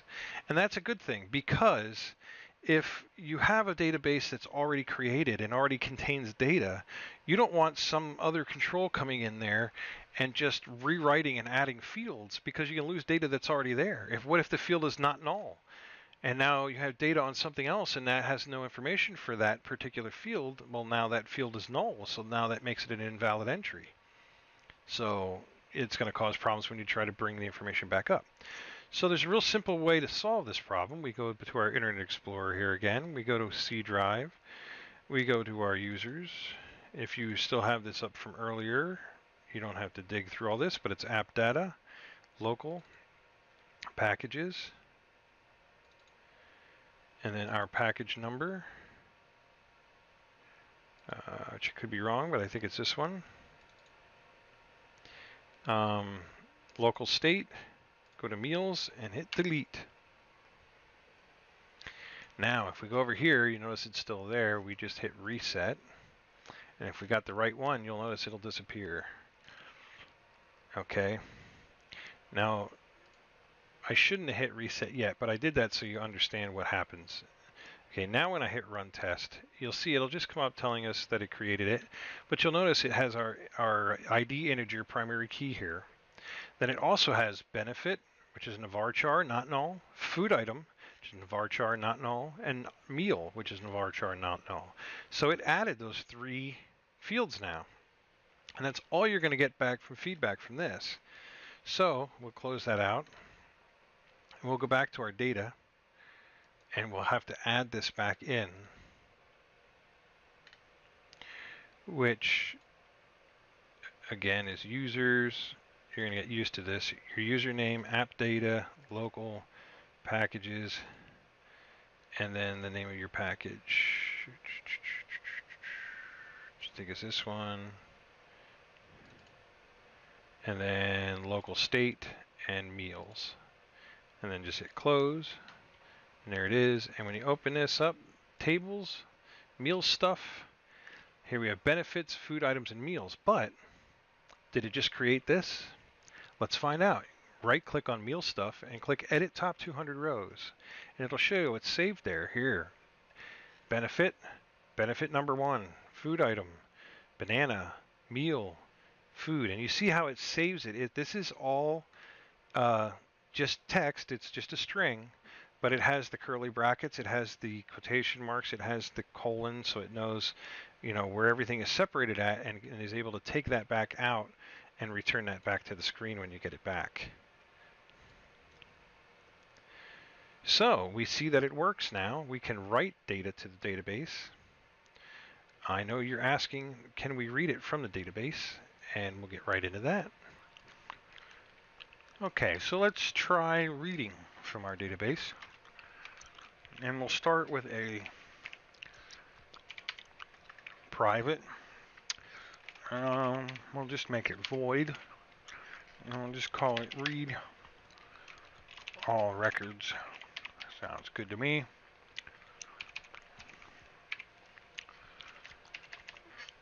And then here, on our main page XAML, we can, I think I already have one in there. Yeah, I have a list view, so just create a list view, or slide our list view in there. And then we'll just give it a name. I'm just going to call it LV1.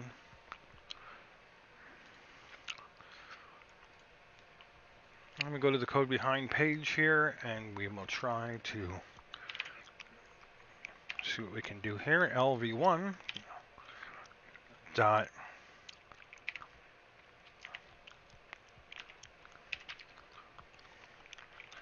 item source can equal, let's see, database tools dot return all records. And now here we need an object type, so we're going to return all benefits. Okay. From here, I need to do models.benefit, I believe.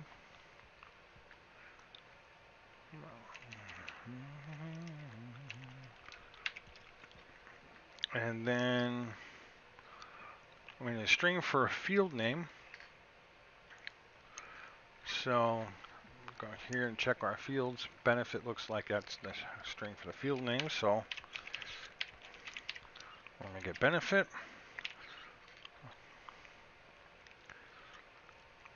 And then we need my object path.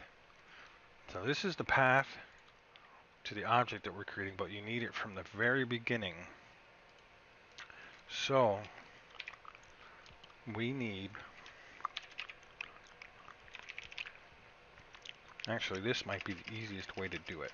Don't put up your quotes, just do saving objects to database dot models dot benefit, and just put that in quotes.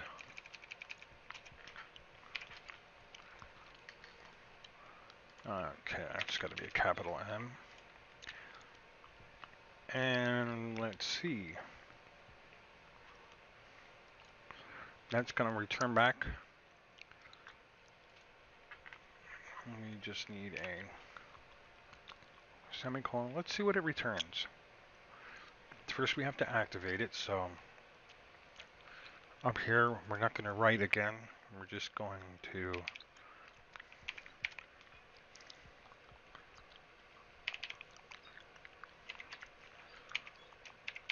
read all records.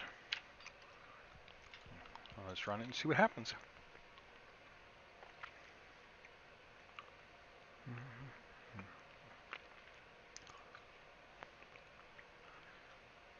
Okay, run the test, and we get an object models benefit.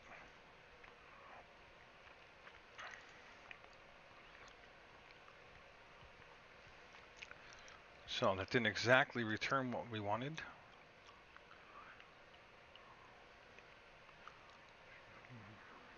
Now the thing is, I'm pretty sure that we have it set up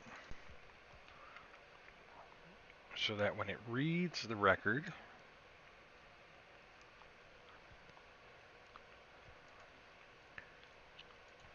it's going to send us an observable collection of our object type.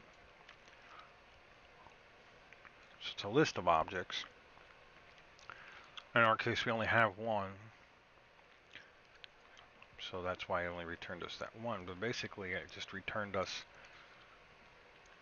something from a list of objects. So we could do something like this. Let's just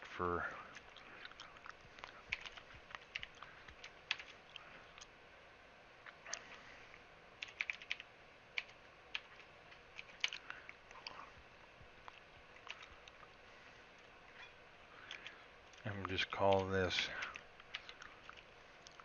bens equals new list of benefits.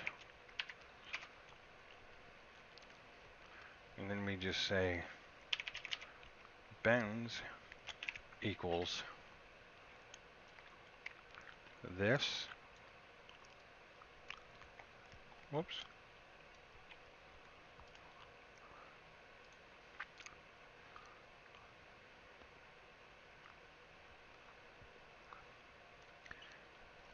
Now let's see what we have wrong here.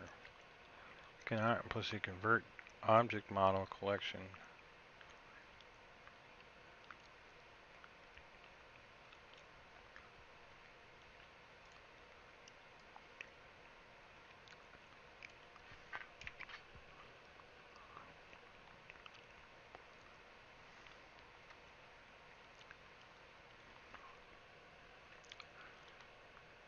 Okay, so we'll make this an observable collection.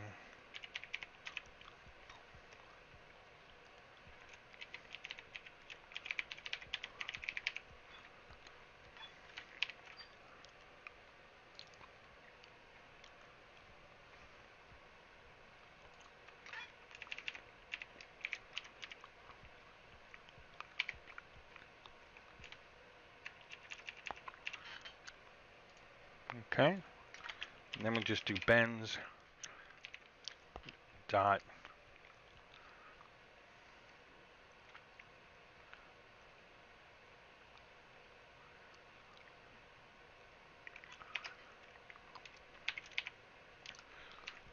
to ben 0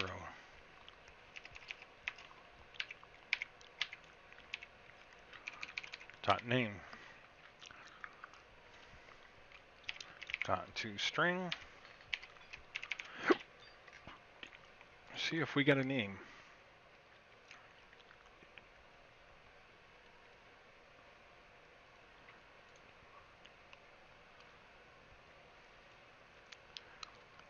Value does not fall within range. Okay, the reason for that is because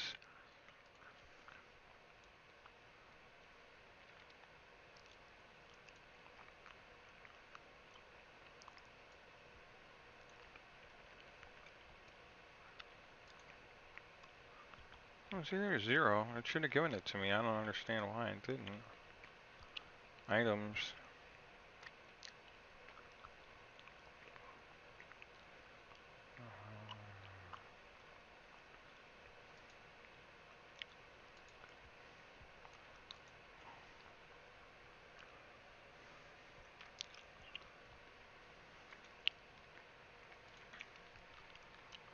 Okay, so the issue was just instead of item source, I just had to add it to the items.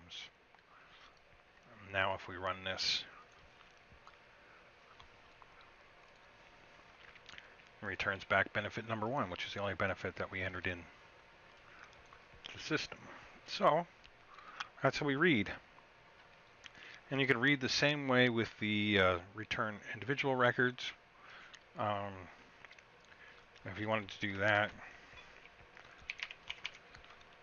it would just be void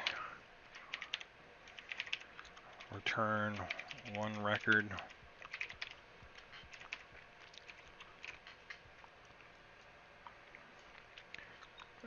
And you would have to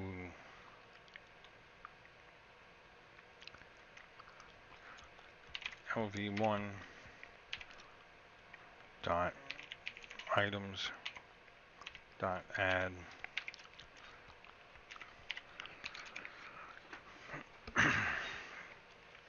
we'd go to database tools dot search records. We're going to need our object type again, so it's models dot, let's just do food items this time.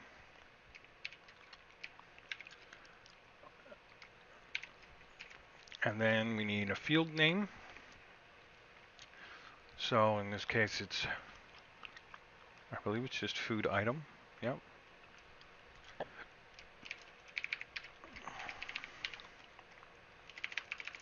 Has to be string.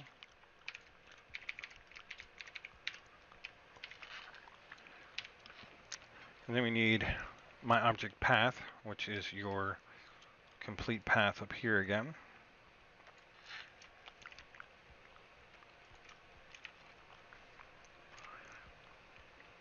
Except that this is going to be food item. And then we have field to search, which is going to be name again.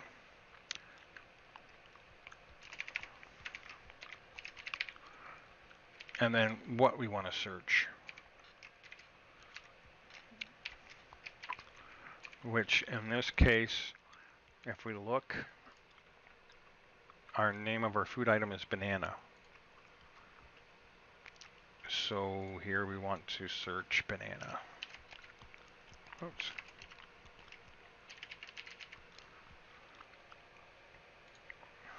Oh, that's not going to work. I didn't tie it in yet. Let me just get out of here quick. Up here, instead of read all records, which really doesn't matter, we're going to leave that go. And we'll just have, yeah. What is our function called? Return one record.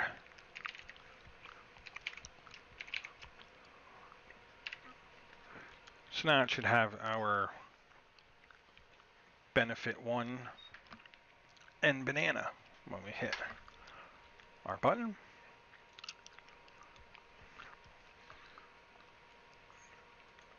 Okay. Oh, again, it's because it's returning.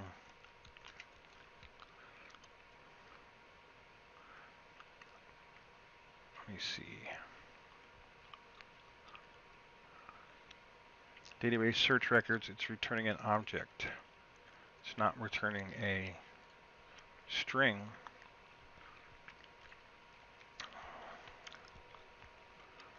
So we need to have an object first, which is just, models dot food item. Call it fi again if you want. Equals new models food item. And then we would make fi equal all this stuff.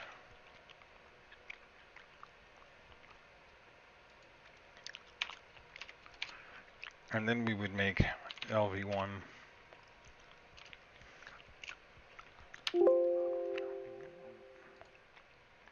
dot items dot add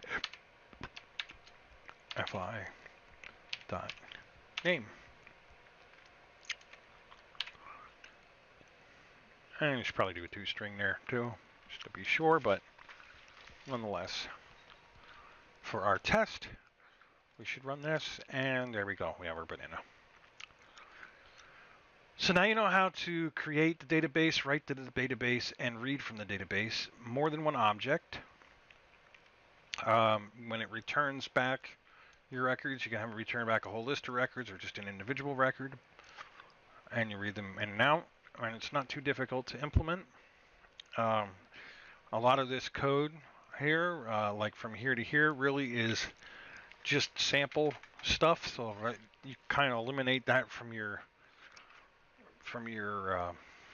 view. Basically, all you need is these three here. Once you have your objects created in your view model or in your code behind, it's just a matter of adding them to the list builder. And when you add it to the list builder, it's going to create a list using your tool box that you created, your database tools, and then it'll use that to save in and pull back out and pull your data from. So there you go. I hope that helps. I hope that solves some of the issues people were having with you doing more than one object. As you can see, you're still doing one object per field, but you can create as many fields as you want. And not every field has to be an object either. You can set them up so that you have other fields for other things.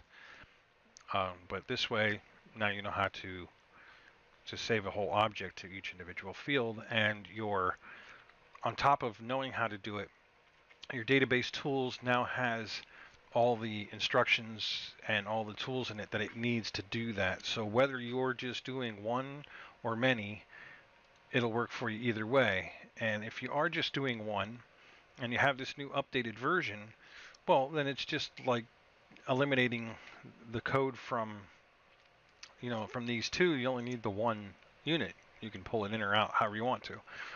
Biggest thing to remember is if you change any of this, you need to delete your database file and let it recreate a new database file. So if you have any kind of data on your old file, you want to make sure that you save it, if it's any kind of important information, before you implement the change and have it add on, create a new database with this. Otherwise, you're just going to get a bunch of errors and you're going to chase your tail, and it all comes down to the fact that you wrote it into the database tools creation function that you only want it to write over the existing database if it exists. And I would not make this so that it writes over regardless, because that really opens up you for data loss issues. This way, the worst that's going to happen is you have an error. And you could set up error trapping and stuff to that, so that if it does show a database that has the same exact name, maybe it just have it increment the name, add a 1 to it or whatever, so it can save a new file and not give you the error message. The only catch there is be careful, because if it's just writing new database files, you could end up with a whole slew of database files all named different things, and are you really contacting the correct database then when you need to recover information later on? So it's always best to keep it to one. So I hope this helps you. Enjoy using this on your future apps, and as always, keep smiling.